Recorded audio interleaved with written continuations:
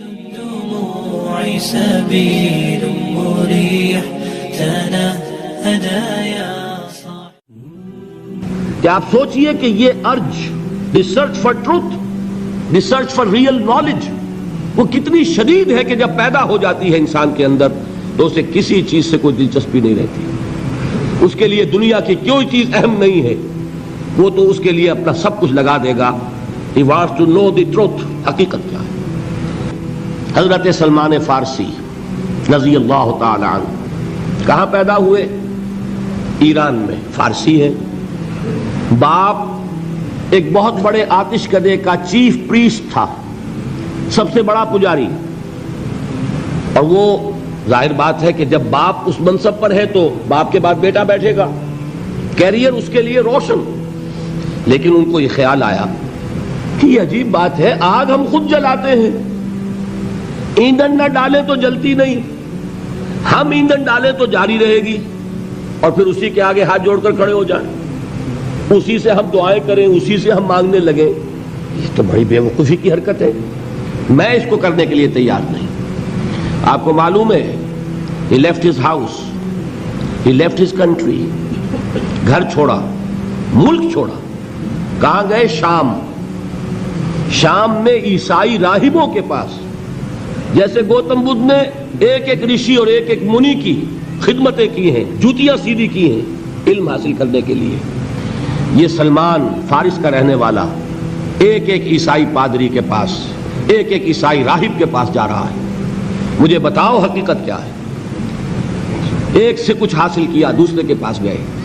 اب آخری جو شخص تھا بہت نیک، بہت زاہد، بہت عالم، بہت عارف شخص.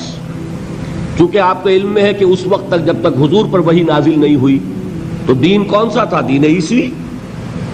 اور وہ دین عیسوی کے ماہر اور بڑے ہی ایسے روحانی طور پر اعلیٰ مقام پر فائز راہب موجود تھے. حضور کو بچپن میں پہچانا ایک راہب نے، بحیرہ راہب. پہچانا کہ نہیں پہچانا؟ اسی طرح کا یہ راہب تھا کوئی شخص. جب اس کی موت کا وقت آیا، حضرت سلمان فارسی پوچھتے ہیں کہ اب آپ مجھے کس کے حوالے کر رہے ہیں؟ میری تو وہ علم کی پیاس ابھی بجھی نہیں ہے. وہ شخص کہتا ہے میرا علم یہ مجھے بتا رہا ہے کہ نبی آخر الزماں کے ظہور کا وقت اب قریب ہے. تمہارے اندر جو یہ پیاس ہے علم کی، یہ تو انہی کے دامن میں پہنچ کر اس کو سیری حاصل ہوگی. اور میرا علم مجھے بتاتا ہے کہ جنوب کی طرف کھجوروں کی سرزمین میں ان کا ظہور ہوگا. لہذا قسمت یاوری کرے گی، بسم اللہ کرو، ادھر کا رخ کرو. ادھر اس راہب کی آنکھیں بند ہوئیں، ادھر انہوں نے سفر شروع کیا عرب کا. ایک قافلے کے ساتھ شریک ہو گئے. قافلے پر ڈاکوؤں کا حملہ ہوا، گرفتار کر لیے گئے. گرفتار کرنے کے کیا معنی؟ غلام بنا لیے گئے، غلام بنا کر بیچ دیے گئے. لیکن خریدار کون تھا؟ مدینے کا ایک یہودی. یہ ہے طلب صادق. کشاں کشاں چاہے غلام کی حیثیت سے جا رہے ہیں مدینے. قسمت جو ہے یاوری کر رہی ہے. بظاہر یہ ہے کہ لوٹے گئے، غلام بنا لیے گئے. مدینے پہنچ گئے. حضور ابھی تشریف نہیں لائے، ابھی مکے میں ہے. لیکن خبریں آ رہی ہیں کہ مکے میں کسی نے دعویٰ کیا ہے نبوت کا. اب یہ منتظر ہیں، جا سکتے نہیں کہ غلام ہیں، آزاد تو ہے نہیں کہ اپنی مرضی سے موو کریں.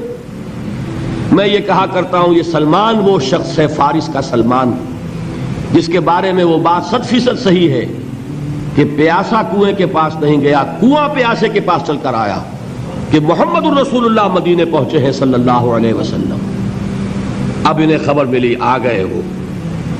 لیکن یہ کہ بہرحال کیسے پہچانوں کہ جھوٹا ہے یا سچا نبی ہے؟ میرے لیے کیا پہچان ہے؟ راہب سے ایک سوال کیا تھا، اس نے کہا تھا دیکھو ایک پہچان میں تمہیں بتا دیتا ہوں، وہ صدقہ اور خیرات قبول نہیں کریں گے، ہدیہ قبول کریں گے. لہذا اب یہ چشم تصور ہی سے آپ دیکھیے کتنی منت سماجت کی ہوگی.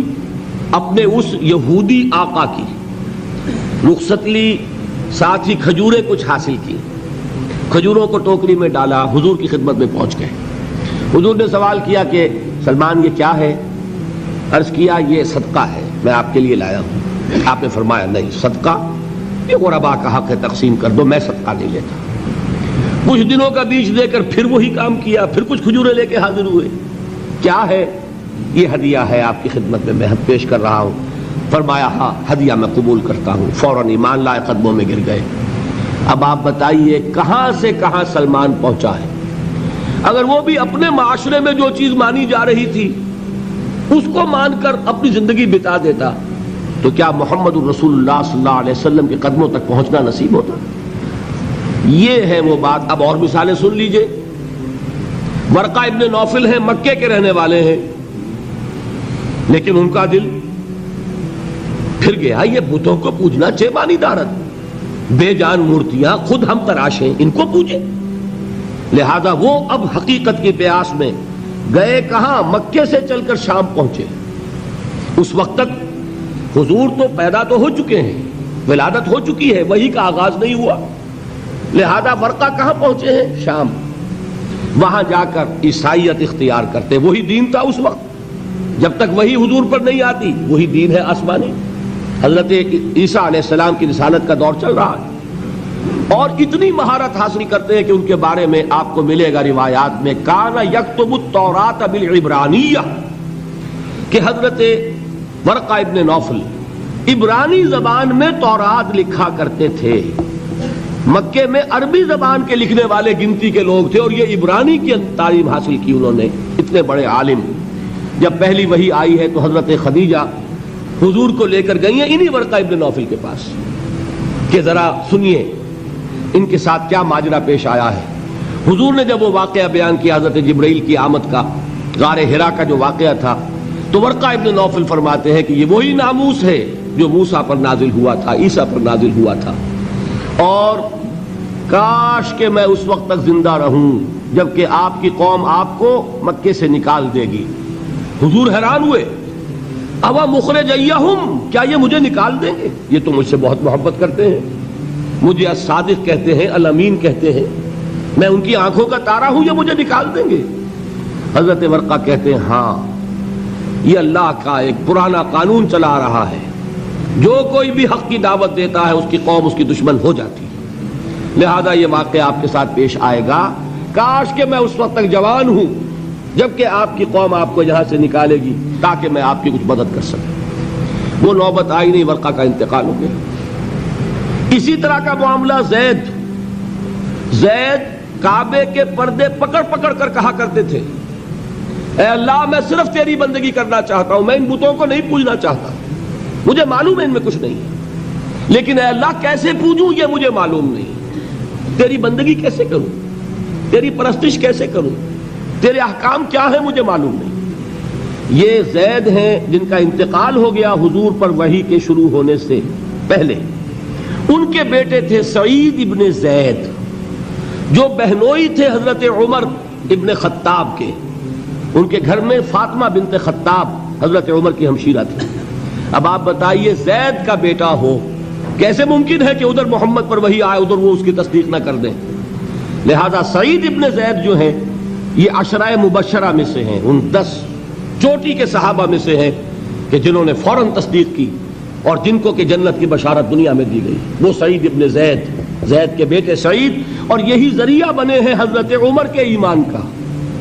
وہ آپ کی بہن اور آپ کے بہنوئی فاطمہ اور ان کے شوہر سعید ابن زید یہ ایمان لائے ہیں پہلے، اور ان کے راستے سے ہو کر ایمان کی دولت خود حضرت عمر تک پہنچی ہے. یہ میں نے آپ کو چند مثالیں دے دیں. اس سے حقیقت کیا واضح ہوئی کہ یہ بنیادی سوالات ہیں جن پر لوگ غور کرتے ہیں.